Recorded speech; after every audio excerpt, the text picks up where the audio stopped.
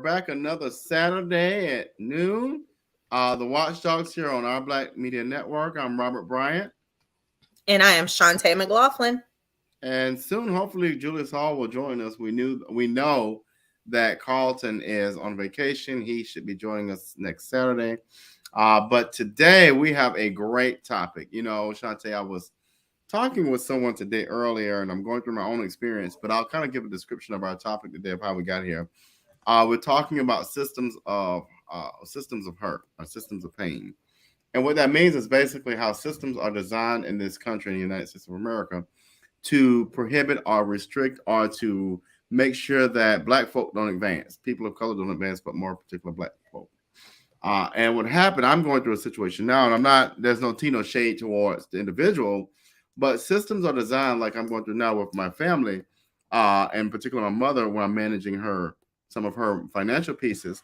And because of a credit score, which should not even matter in the first place, financial matters are now handled by somebody through the county, which really bothers me because it's almost like I'm responding to someone about what goes into my house. But that's another story. But then I got to talking with someone, and he was telling me about child support and how child support was designed to hurt the black man and the black family. And I thought about it, and I was like, if you think about it, you know, slavery created this division in our families where the man was separated from the family, and all of a sudden you fast forward, and now we're charging that same black man and that family financially is suffering. And so those are just two examples of how I kind of got to this topic, and I'll just kind of open with that because it really bothers me when you think about as many systems, even the educational system, the criminal justice system. All these systems are designed to make sure that our people don't advance. So what I'd like to say is actually Lyndon B. Johnson created a lot of these systems of oppression, and a lot of this public policy is still on the books today. And I say that to say it's interesting because today I just started my mini dissertation on, hold on, let me get the language correct, but it is on the Black experience impacted by public policy from Lyndon B. Johnson era. Right. And that's because in Texas, they've actually adopted several of the legislation as far as the way that the wording is written, and the incarceration rate has increased in Texas since they've started using some of the language from Lyndon B. Johnson's legislation. And hey, Julius, and hey, what's going on, y'all?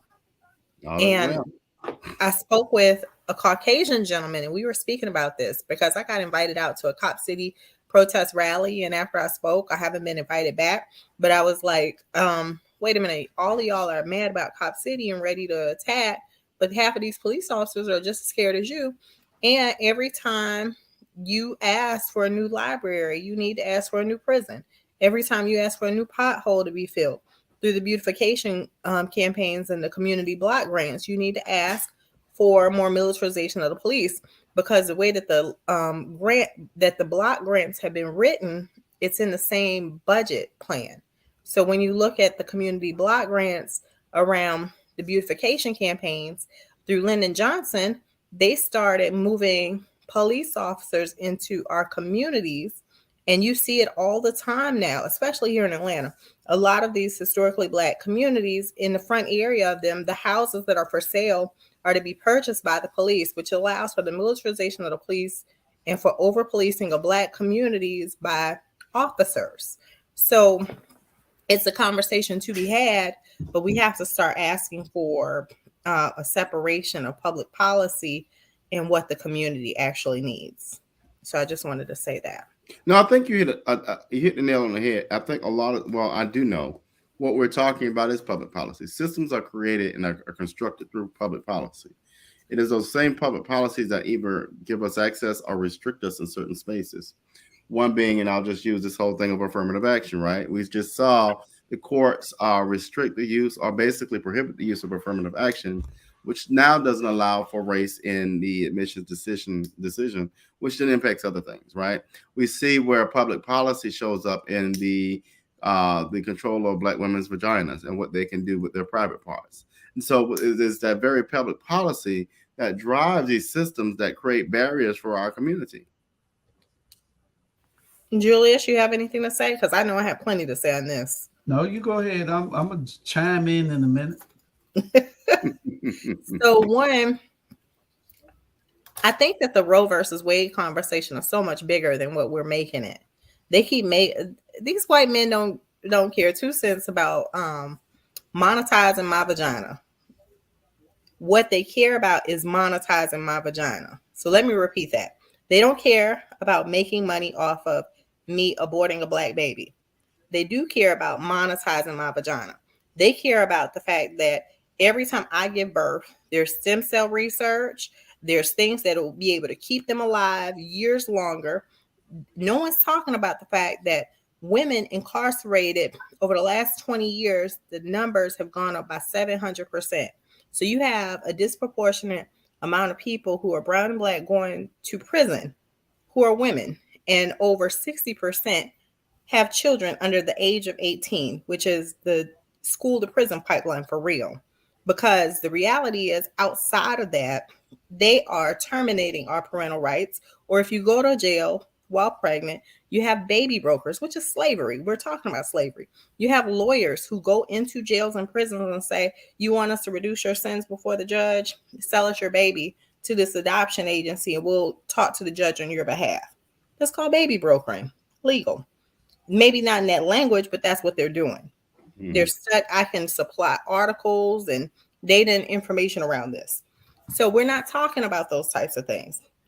When we talk about child support, we're not talking about the fact that they also suspend your license, send you to jail. So now we have black men and women. Because at one point when I was trying to get Gregory back, they wanted me to pay child support to the state. And I had to show that I was in the process of reunification. And then they dropped the child support. But I had to go to child support court while going through reunification process because they wanted me to pay child support to the state while he was in foster care. And they wouldn't release him to my family. So had my parental rights been terminated, I'd be paying child support to the state right now. So we got to talk about that. And I mean, there's so many different systemic problems in all of it, and just all of it. And then what was the other thing you said? You were talking about child support. You were talking about just public policy and how it just drives these systems. And so, not only in that instance with the child support thing, it's just every system. I look at criminal justice. Public policies, and this one is so prevalent right now. Public policy said if you used to sell marijuana, you were a black man, you got a 10-year sentence automatically. But now all of a sudden, when they find it useful, oh, look at that. It's useful now. It's useful for our community. And so now why don't we go ahead and take those black men out of jail and those black folk out of jail that you incarcerated wrongly because the plant never was illegal in the first place. But again, public policy creates these systems and frames them to where we get the short end of the stick. So that's kind of how we got there. I'm actually going on my Facebook right now to pull up the name of this book. I keep forgetting the name of the book. But I recently meaning like now, detoxed myself from all of my mental health medicines because I was starting to have my teeth chipping, my hair was turning gray, my skin was starting to look terrible. That's just no, it was happening. Like my teeth were cracking, like while eating fruit. My whole tooth might come out. Things like that with going to the dentist and things like that. So it was starting to be a problem for me. But while I've been talking to it, the irony is this is always like the water cooler employee thing. Like you got those employees that stand around the water cooler who don't do nothing but talk trash about the CEO, and the CEO is out there really making some things happen. And the water cooler employees really don't know what's going on because they're just following whatever memo comes across your desk for the week. So I feel like that's what the pharmaceutical industry is. I have all of these low level on the totem pole employees telling me, take medicine. And the more that I educate myself around it, it's like there's trauma conversations. When you start doing therapy, you can heal a lot of stuff through talk therapy. You can heal a lot of stuff through journaling, depression. People actually do the coloring and the coloring books. There's just different things that people use in forms of alternative medication without resulting to other pills. Because then everybody's like, well, you must be taking some form of vitamins or CBD or something like that. Then I'm like, no, I'm not. I'm praying, I'm meditating, and if there's something I need to take, like, Deborah, I'll probably go order some sea moss and hibiscus from her, and drink some of that. And during this detox process, I've been drinking more water and eating more fresh fruit because I'm dehydrated. But that happens when you're sweating profusely and when you have body aches and chills like you got the flu because you're coming off of a pill. And so I'm saying all that to say there is a book. One of the women who's actually like executive director of this program that gets their funding from the CDC, she was like, oh yeah, mental health's just trauma. And then when I did my trauma 2.0 class, they told me how Prozac created mental illness as a conversation to be medicated as a chemical imbalance. And really, it was never thought of as a chemical imbalance until the pharmaceutical companies wanted to make money off of it, labeling it that way. And the first thing that happens is, especially in our community, they put you on some pills and say, this is it. I bring all of this up because there is a book. I can't find the name of it right now. Well, you want to look wild. Let me finish. There's a family, a white family, who they say is behind the opioid crisis. This family is praised no different than the Pfizers and the Rockefellers, who are the ones who invented Big Pharma. With this family being praised on that level, they're not serving time in prison. My mental health medicine, who has me with shivers, shakes, cracked teeth, gray hairs, and everything else, with a lifespan of 25 years less than someone without the mental health medicine, those are signs of drug addiction, whether it's psychedelic, pharmaceutical, antidepressants, it's still the same side effects. And these families aren't facing any consequences about experimenting on us legally, just because they understood what it took to get a patent, what it took to get a trademark, what it took to get a copyright, what it took to legitimately create a company and market and sell a pill to pharmaceutical companies and to the government. But we have brown and black people sitting in prison every day doing 30 years for marijuana, something that's grown outside. So until we start changing these narratives and advocating and standing up for each other and really taking on public policy, the system of oppression and depression and suppression is going to continue. Well, and I'll offer this, and Julius, I'd love to hear your feedback on this. It's the idea of, I'm a scholar of diversity, but I'm also a scholar of adult education, which looks at the idea of how systems are developed, right? And so when you look at education as a system, right, and you look at all these systems that are created, you ask yourself the question. So, for example, education for what and education for who, right? We are doing something here in the city of Savannah, and I ask everybody across the world in your communities, so what is the policy for? Policy for who and policy for what? I think, we'll play a commercial. Well, I don't see it up, but Julius, if we can play that commercial, we even have a neighborhood here and the mayor saying for what and for who. So who are things designed for what and for whom? A lot of times they're designed for white populations to advance their community, to build them up. But as I look at all these systems, so Julius, I'll ask you the question first. Why are these systems developed? Are they in the advantageous place for black folk and communities of color or not? Well, what we have to realize is this. I'm not a big conspiracy theorist type person when it comes to weird things, but there's proof in the pudding and there's obvious evidence in our face every day that these systems were designed for us. It took them years and years to perfect this.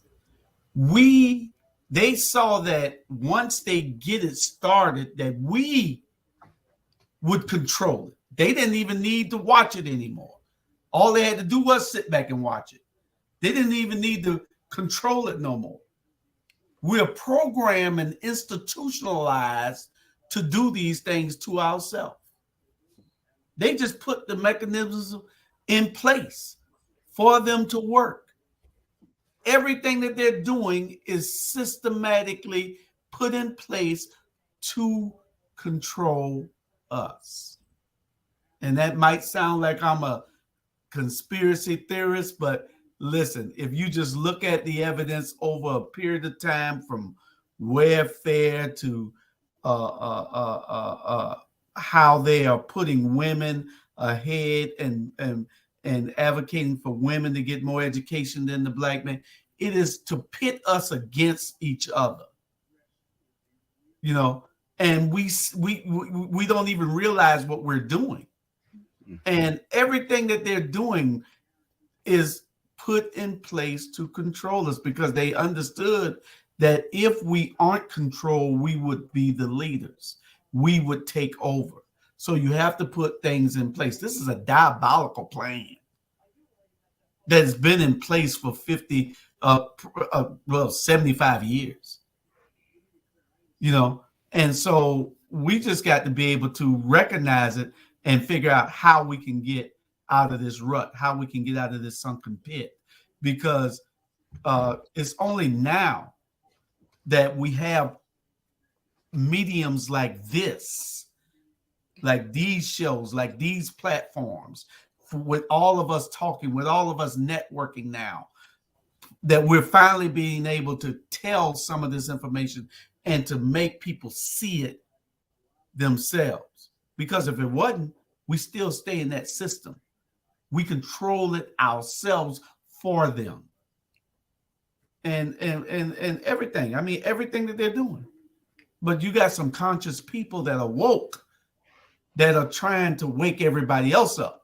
But the problem is everybody don't want to be woke. They don't feel it until the knee is on their neck. Then they want your help, instead of coming now and saying, let's work together. And that's the problem with everything that we're facing in this country right now today. Ms. Shante, any thoughts on that? Yeah, when I was talking about the Caucasian gentleman, one of the things that he said that I also forgot, that was the point that I was looking for from you when you were laying out the three things. When Julius just said that this is like a 50 to 75 year plan, when we were talking, the Caucasian gentleman and myself, we were talking about Lyndon Johnson. And we were talking about, well, what he said to me was, back then, Lyndon Johnson was one of the most racist presidents that we've ever had in the United States of America, and we don't talk about it. And he put in place so many different public policies that impacted our community, and we don't talk about it. And most of that public policy is still real today.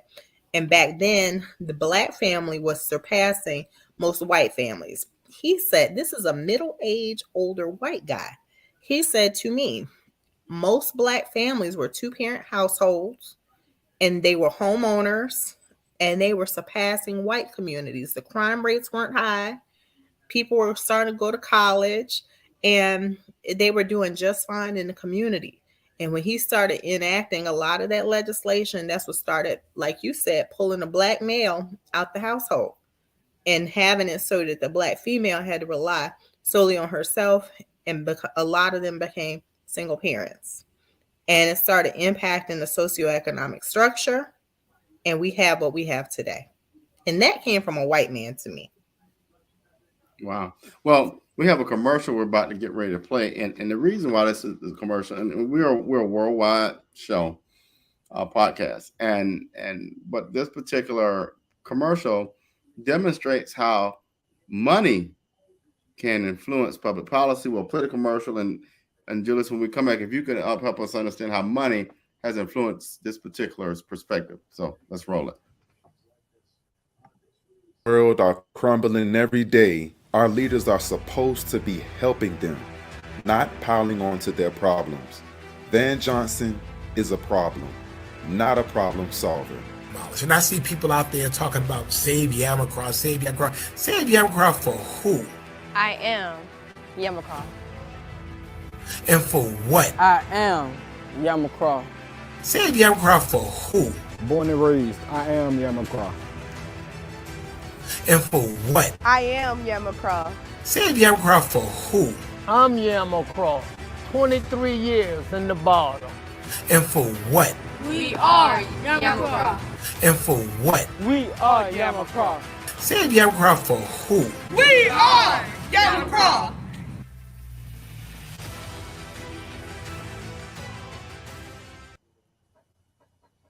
All right, Julius, what are your thoughts? I mean, in that particular instance, I'm right here in the same city, and what I do understand is that sometimes when big money, billionaires, millionaires that have resources, and they offer certain resources to certain individuals, whether that be the case or not, in front of us, that sometimes that can maybe change a perspective. What are your thoughts on how that impacts public policy, and in Well, particular this instance? it still goes back to what I was saying earlier. They put everything in place, and then we are our biggest enemies. That just goes to show you that here it is, a black man displacing black families with no place for them to go once he tries to tear down their living arrangements. They live in the projects. Yamacraw is the projects. The mayor wants Yamacraw towed down. 300 homes are in Yamacraw, 300 apartments with families in them, but you are not telling them where they're going. The housing authority is going to give them a voucher. They got, people on the list waiting for vouchers for apartments. So where these other people who you're going to tear down their house just so you can let it sit there 5 or 10 years, people forget about it. Then you build high rises there because it's in the downtown historic tourism district. Really? And everybody, we're supposed to be stupid. See, if we didn't have platforms like this, then nobody would pay it any attention. Nobody would even figure it out. But everything is in the open now and we see it. And it takes bold people like us to really bring it to the forefront and let everybody see what is going on. This is how they control, by still putting those puppets in place to help them do what they're doing. And it's a systematic arrangement that they have, that they put in place over the years. They got so many hitting us from every aspect, hitting us from every angle, and we can't really overcome it because they're hitting us everywhere. If they don't have it already built in, then they got our own leaders betraying us and selling us out. That's even worse. Then you got the people who are backing these leaders thinking that they are doing something admirable. They're doing something great for the community, but they're really selling us out. And the more you say something, you got to remember, perception unchallenged becomes reality. The more they say it, and that's what they really believe. The more they say it, it is more likely to be believed by us. But we're not falling for the okie doke. We're waking people up. And that's the thing. We got to continue to wake people up. Yeah. And Shantae, I don't know where you're going. I had a question for you. But if you come back, I definitely want to present the question to you. But if you're back, so this is no different. And I call the mayor of Savannah. I'm in Savannah, Georgia, but there's so many mayors around the nation. But the one in particular, I call him Kasim Reed Jr. Shantae, you're in Atlanta. Kasim Reed really irked my nerves with this when he lied to the people, right? And so we have Kasim Reed Jr. here in Savannah.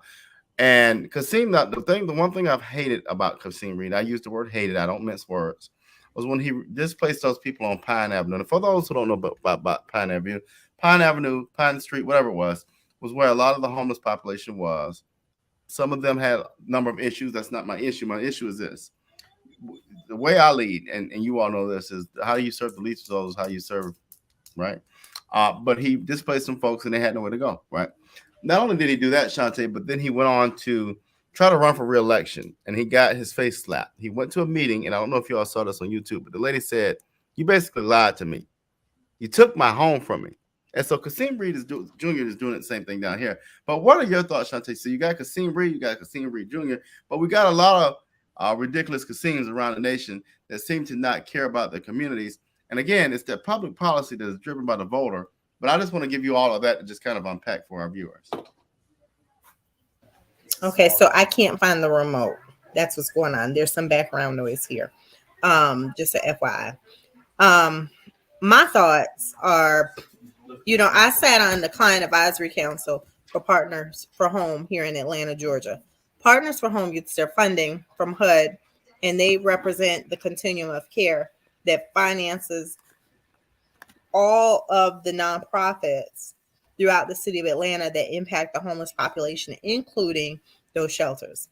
I've been a resident at Peachtree and Pine off my mental health medicine. I've been arrested at Peachtree and Pine. As somebody who has lived experience with Peachtree and Pine should have been closed a long time ago. What I had to learn through my own experience, I remember at one point I hadn't experienced anything really in life. I thought that I had. I thought I had some experience because I had a good heart, good intentions of what I wanted for the community. But until you start experiencing some things firsthand, getting firsthand knowledge about what happens in these places, you know, like people getting raped, people getting beaten in the middle of the night, people going without food at a shelter. You know, I was sitting still, just sitting at a desk pregnant, and a girl walked past me and sucker punched me in the face. No reason, just punched me in the face. Y'all know me. I went behind her, drug her down some steps, almost caught a kidnapping charge, because kidnapping is if you drag someone more than 6 feet or drug her 4 feet, not kidnapping. But I caught an aggravated assault charge, went to jail while pregnant. And I say all that to say that's not a bragging and boasting. I was off my medicine, and I have a record behind that, Peachtree and Pine, because with Peachtree and Pine, it's individuals who are in a mental health crisis. It's individuals who have been incarcerated. It's individuals who are rapists and murderers and everything, all in one confined area. And they didn't have the proper funding to have things such as supportive case management. They need more supportive case management in places like that to be able to walk with and interact with people to get them from one stage to the next stage. They didn't have the proper amount of staffing. And so it's like we look at places to house. I'm on the outside looking in. If Van Johnson could offer up a solution, you know, when I lived in Savannah, Yamacraw Village was a problem. If he could offer up a solution for those 300 families, like, we're going to put you into different housing places. But what happens is a lot of times they do that intentionally to force brown and black people out of the projects into these outside rural areas where they're just as marginalized, because then there's no job opportunities, there's no cars, there's no way to afford insurance. So now they become people who go to jail and prison because they're robbing, they're stealing, or they're doing things like having to walk miles just to get to work, to have an honest living. Because everybody in the projects, I do not by no means want to criminalize the projects, because that's a big myth. Everyone who lives in the projects is not a criminal, but a lot of times when they start pushing them out into these rural communities, they make them criminals. And I feel like Van Johnson needs to offer up a solution to those residents, whether it be building affordable housing in another community and relocating them while they create high rises, and then making a portion of them income-based housing where they can move them back in. Like during the Olympics, there were a lot of apartments near Turner Field where that's what they did. A lot of the mixed-use developments, what they did, they moved in professionals, electricians, CEOs, people who own multiple companies, serial entrepreneurs, and they moved people from the projects into the same complex. But what they offer for this professionals were you move into this building, you run these resource programs, and because one of my friends did this, and you get to live in here for a year for free. But a lot of people would be like, well, if they make 6 figures, why do they need to live for free? Because they're now giving out their information. They're now impacting the FICO scores, because your credit score depends on who your neighbors are too. That zip code impacts those types of things. They're now helping somebody who may not be able to get credit to be able to afford credit just because they live in the same community. So it's like a reverse gentrification, but it wasn't intended for like white people. It was a lot of black people doing it, but they did it by the socioeconomic status. So if we put in place some programs like that throughout the U.S., not just in Savannah and Atlanta, I think that we'd leave our communities a better place. Well, and I'll offer this because I think you all see it in my title. I'm running against a 12-year incumbent who has not offered solutions. And so I always like to jump in and say what I would do. One of the things I'll agree with you on is we have a number of nonprofits here in all of our cities. We have nonprofits.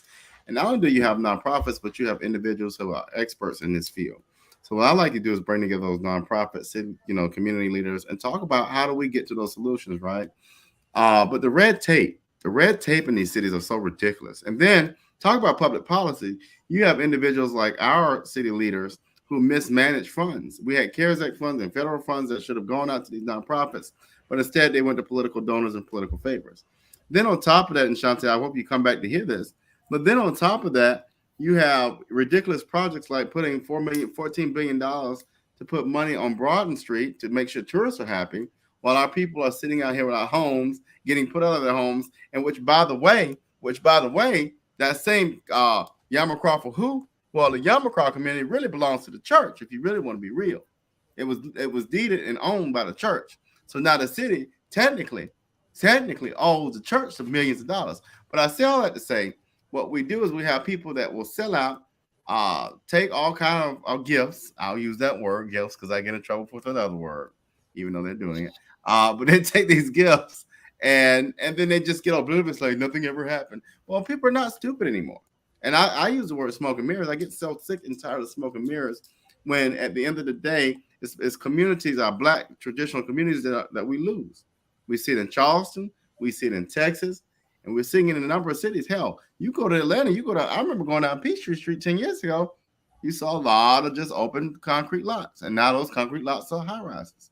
And so we've just got to make sure that we put people in place to make the right decisions when it comes to these policy issues. Julius, you gonna touch it or you want me to touch it? Well, yeah, and that's what it's all about. What we do here is a laborious job that with all the stuff that we do, everything that we're doing is to better our community. We're not here trying to make a bus load, a truckload, a dump truckload of money. If that happens, then fine. All we'll do is use it to do more work. But we're here to advocate to everybody that they should be involved because they do make a difference. And if they get involved and do the things that they need to do in these communities, then we can make some changes that will better all our communities. We need you to get involved. We need you to get engaged. We need you to be proactive and not reactive when it only happens to you. And that means putting the right people in place after you see somebody is not for you. After you see that they're not doing what they're supposed to do for you or your community, then it is your duty. It is your duty to make sure that they don't come back and do the same thing to you again. You slap me once, that's shame on you. You slap me twice, that's shame on me. Because I'm telling you, you can't just keep putting doo-doo in people's face and telling them it's cold cream. And that's what these politicians are doing these days. They don't care about the voters because you know why? They know that they work the system and institutionalize us so much that we don't care. We're content with what we're doing over here, and we don't care what the politicians are doing over there. Those 100 people that Bernard said he was talking to, those are the people who they know they have already because they're not involved. They don't vote, so they don't matter. And then when they don't matter, that makes it bad on everybody else that's trying to matter. Because we need you as a collective body to say, hey, let us come together and fight this enemy. And we're not doing that. But you know what? I'm gonna be the devil's advocate here. I might not even be the devil's advocate. I might be the holy devil in this conversation. Different perspective. Yeah. That I'm about to say. I remember when I was running for city council in East Point, and I remember there was a certain endorsement that I was looking for, and I probably lost the endorsement because they wanted me to say that I was a socialist. And I was like, I'm not, I'm a capitalist. My family, I know my family's history, and I did not originate from slavery. And I'm a capitalist. I know I like money. I like boatloads of money, but I'm not willing to sell my soul for money. That's a different conversation. Like I remember when that broker brought me into the U.S. Attorney General's house offering for me to get an investor to sell guns in our community, and talking to my investor about it, and opting to live in transitional housing and go to work in a warehouse and be laughed at and be talked about and be mistreated, instead of me telling the world, oh, I could be a millionaire if I want to sell guns and drugs to the community, right? But I shouldn't have to defend myself and defend any part of my plight to the community for respect by saying that I would rather work in a warehouse or as a janitor than go run guns, right? And I say it like that because I caught a lot of slack when I used to sit there in rain, snow, everything, sitting outside counting money at a sports bar so that I wasn't running guns. I'd have people talking about me, people I went to high school with, people laughing at me, people making fun of me, people, oh, you don't even realize your potential. And all the things I did, they trivialized it. And I say it like this, not to be a victim, just to say we need to stop. We just need to let people be where they're at. And it doesn't mean condone anything, but it also doesn't mean judge anything. It's like we take this judgmental standpoint a lot of times thinking that we really understand. And really, when I am living my best life, I allow people to live their lives because I ain't thinking about them. I want to start a trauma unit for people impacted by mass incarceration, for veterans, and for the homeless, and maybe for people impacted by COVID, because I hope that a lot of these people who are stuck in these 5,000 square foot mansions can now identify with these people who'd have been stuck in these small cells. So sounds great. And guess what? I need funding. So if a multi-billionaire invites me out to his house, which has happened in September, I'm going to Los Angeles to be with millionaires and billionaires to get the funding for my trauma center. Now, does that mean that I now have a whole board of people who don't look like me telling me what to do in the Black community? No, because that's my boundary. If I say this is my clinic, and because guess what? Everybody who's Black, a lot of the Black people don't seem to want to use the word justice impacted. They want to use criminals, they want to use inmates, they want to use ex-cons, and they don't want to use recidivism as a word in their vocabulary.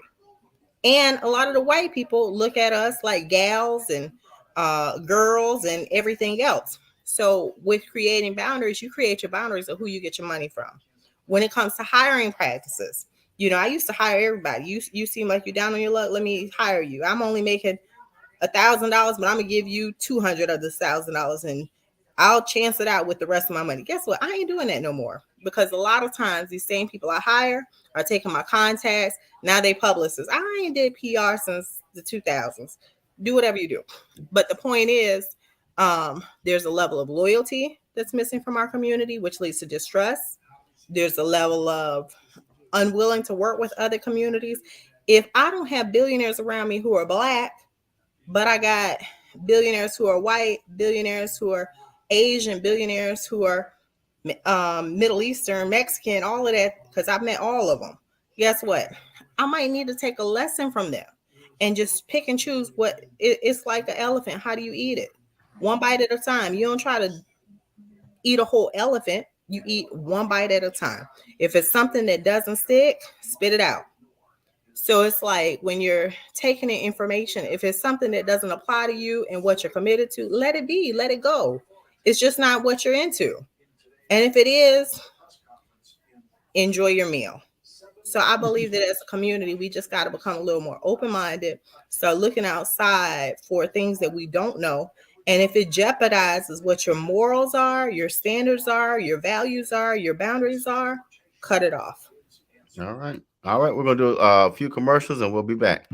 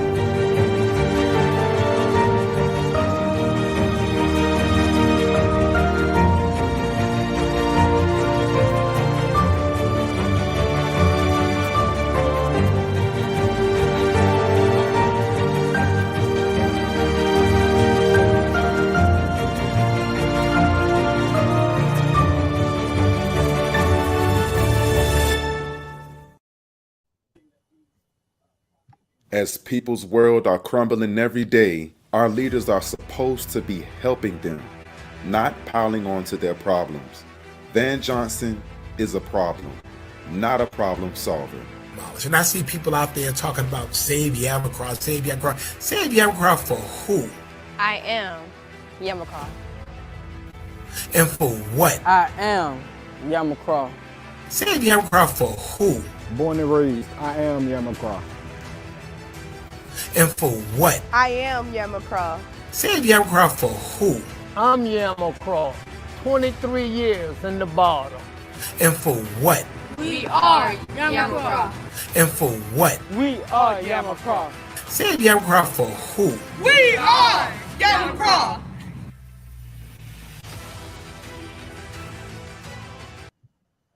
Remember in November. So, question, y'all. We got about 15 more minutes. How do people change public policy? We'll start with you, Julius. Well, the only way you're going to change public policy is by changing the people who make the policy. And the only way that we're going to do that is by coming together, understanding what the issues are, and voting those people in or out. There has to be a new day sometime. You cannot continue to just be walked on and pissed on. And at some point, you have to be tired of it. And I think that is what got all of us together. We're tired of it. That's why we're all running for office. All three of us have ran for office. Mm-hmm. So and you might not be successful your first time around, but after a while, you will break that stone. And that's what it's all about. Just chipping at it and chipping at it and chipping at it until you break that stone. And it's just having the right team around you. You can do anything. I tell people all the time, you need three things to win any political campaign that you get into. If the numbers are 50-50 or 60-40, you can change and win. That 40% person can beat anybody. That 50% person can beat anybody. If you got a great candidate, a great team, or a lot of money. You give me a great candidate with either one of those two things, and I'll beat anybody. But it's just taking all of us together, understanding that we have issues, and the only way that we can solve those issues is by us being on the same accord. So that's what we're fighting for here, and that's what we're going to continue to fight for until somebody tells us we can't fight no more. That's right. And Shante, before you remark, I pull this sign out. A lot of y'all see it's not my regular green and white sign. It's Public Service Commission. I said this on another podcast where Daniel Blackman and I ran together. We would have been the only two Democrats and the first two black men elected to the Public Service Commission. But the problem is people always say, well, we don't know what's going on. We don't know how it's going to impact us. This is a great example of how public policy impacts you. Because the Republicans run the gamut of this thing. Your Georgia Power Bill have increased twice since that election, 2 times. Not only that thing they call Plant Vogel that hasn't worked and still is a catastrophe, you're still paying probably now $15 to $20 in addition to the 2 increases you received. That's public policy that Daniel and I would have never voted for, that we would have restricted and that we would have fixed. But if we don't get out the vote, we being black folk, and we don't take it seriously, and we don't go calling 10 people, and we don't go to church, and we don't get our butts up and do this thing for real, we're going to lose everything. We done lost affirmative action. We get more increases on our bills. We got people who are on fixed income who can't hardly eat, but they get more increase on their bills. We're losing properties. We're about to lose everything because we don't see the importance of it. So is it going to take us going back to the fields, to the slave fields and picking cotton before we get it? Shante, what are your thoughts? Hell, when I'm working these 3 and 4 jobs, I feel like I'm in the cotton fields. And I had to laugh a little because Julia said all 3 of us running for office again. And I was thinking to myself, my political days are over. Nice. And Nice. You are the company you keep. And recently I I'm so grateful I've been going through this detox because, like I said, there's a lot of conversations that were missing for me. And so when I've been sharing and stuff like that, I've had a different response. And what that looks like is because when you are that little black girl who decides to wear big hoop earrings and big old hair, people have a certain listening of you. At some point in time in life, I hope it'll never resurface. I had a little gold tooth and everything. And You're looking at, hold on, I'm about to find it. uh-oh. I'm gonna show And him the Gregory picture when you like Gregory. You know? And and I've always been vocal and I've always been direct and I've always spoken. Like, I was never taught to suppress myself. And our society deems that as ghetto. And really, I just thought I was fully self-expressed because I wasn't taught suppression. And I say that to say, in the thought of being ghetto in this fake ass black society, meaning half of these people who did come from the projects who are now the elitists, it created a certain listening and it created a certain campaign. But I raised $20,000 in 4 days. I only fundraised 4 days when I ran for office, not even 4 whole days, and a phone banking. And I didn't put out any yard signs. I got about 10% of the vote, and there's a lot of things that I could have done differently. But I wanted to raise more of a campaign for who I am, to be able to. I wasn't running to win. I didn't want to be a city council member. I wanted to be a consultant, which is what I've been. And it cost me because I wasn't running to win. I didn't want to be known. I was still dealing with the imposter syndrome. Like, there's a lot that goes with running for office that people don't think about.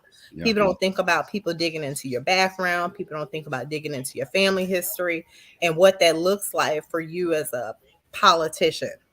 And I did not want that kind of smoke. Now I'm like, whatever, bring it. But back then it was like, all right, a consultant, I'll consult, I'll maybe lobby. Like, I listened to different people who told me. I had different political advisors, and some advised for me to use running for office as a platform to be able to do other things, which I did. And now I'm like, if I run, I'll run. At one point in time, I said I wanted to run for governor.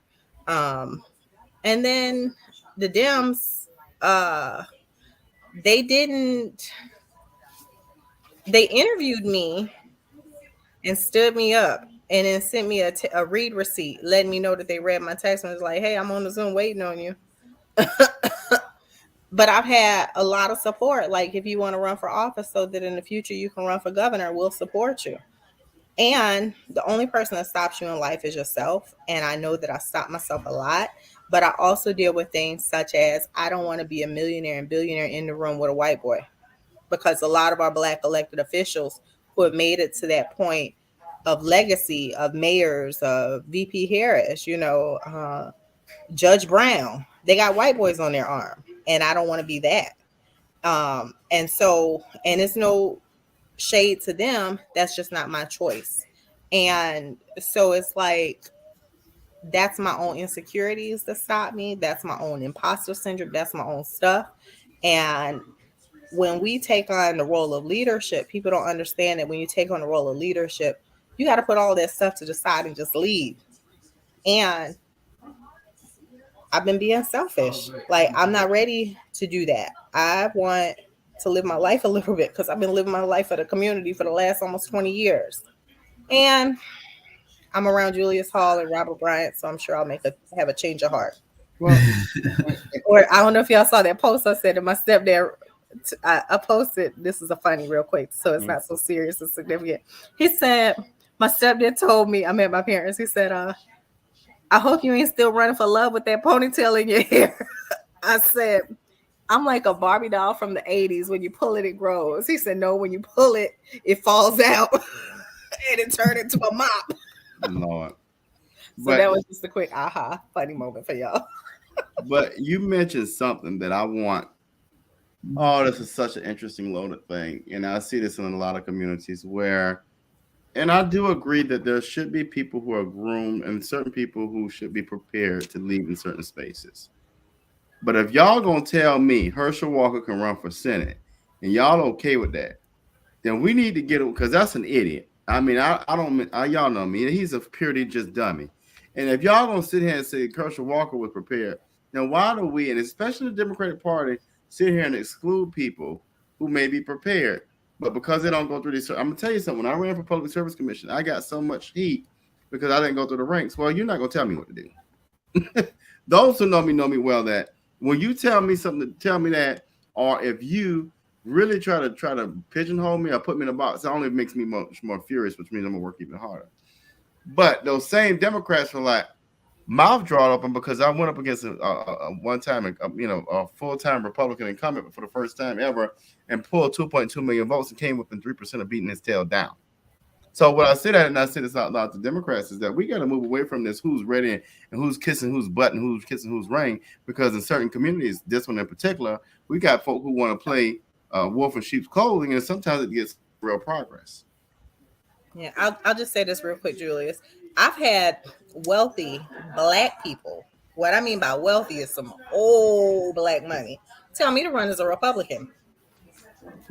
That's been their advisement to me. You need to run for office again, but you need to run as a Republican, and you need to run for a statewide campaign. So it's like, who are you listening to? Who's in your ear? And I'm not saying I'm running as a Republican, but we also need to research our parties, the Democrats and the Republicans. I'm at my mother's house. My kids playing with grandmama. Y'all gotta excuse me. They no respect. They so disrespectful. And as a Republican, we originated from the Republican Party before we switched to Democrat. So do the research there too. And I probably run as a Democrat. I don't know. I pay my fees to the Democratic Party. I don't even care.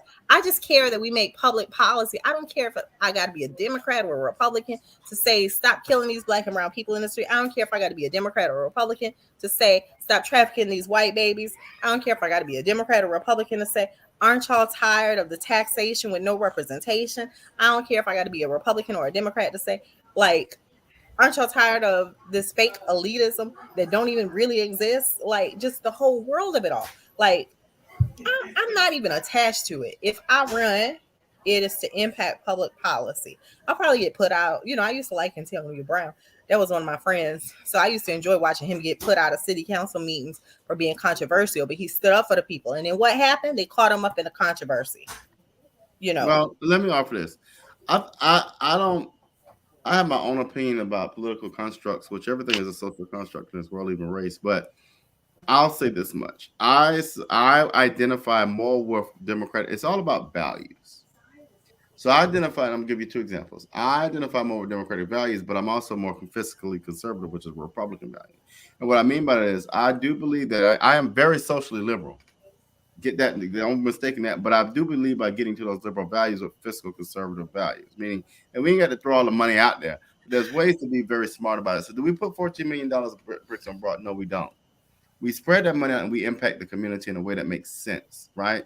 So there you can see that example. The other thing is I grew up Catholic, and I still identify as a Catholic. But when I was in college, I had really strong resistance to Catholic values because of what they said they were, what we were supposed to be. What I learned in life is just because you're this or that or the other, you're not all of one thing, right?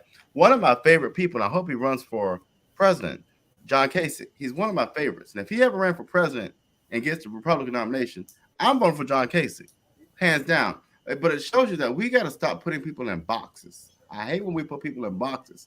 Live in the gray area a little bit. There's no such thing as a right or wrong or good and a bad. It's what's in between that gray area that's really what's mattering, because we always want to be on these two opposite ends, and that's what we got now in politics, and especially in Congress, are two people on the ends, and both of these people are idiots because they're not seeing the middle.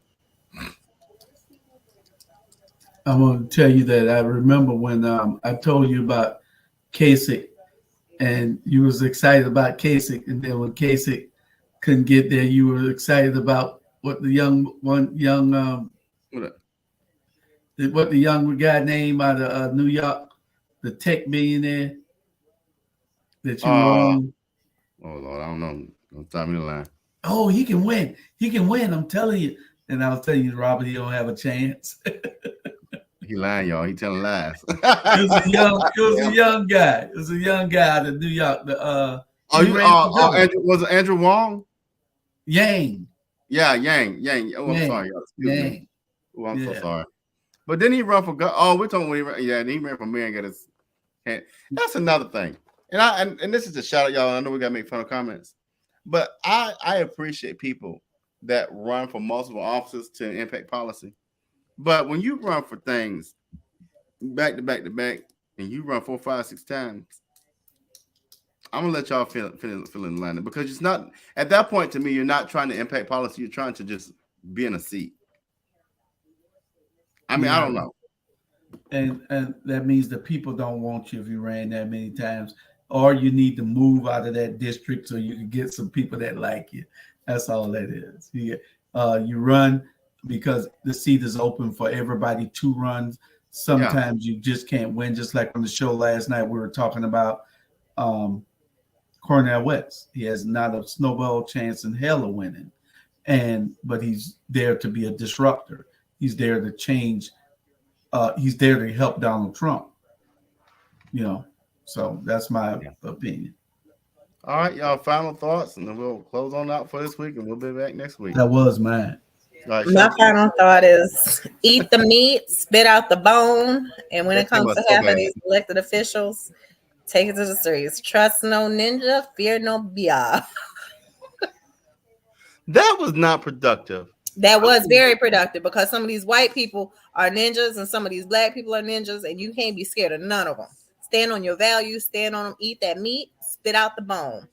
But find your values and stand on them because it's going to be someone blocking you at every level. If you think that blockage stops, then you're confused. And when all else fails, just be a vegan. We'll see you next week. We'll see you next week on the Watchdogs. Same time, same bat channel. See y'all next week. Take care.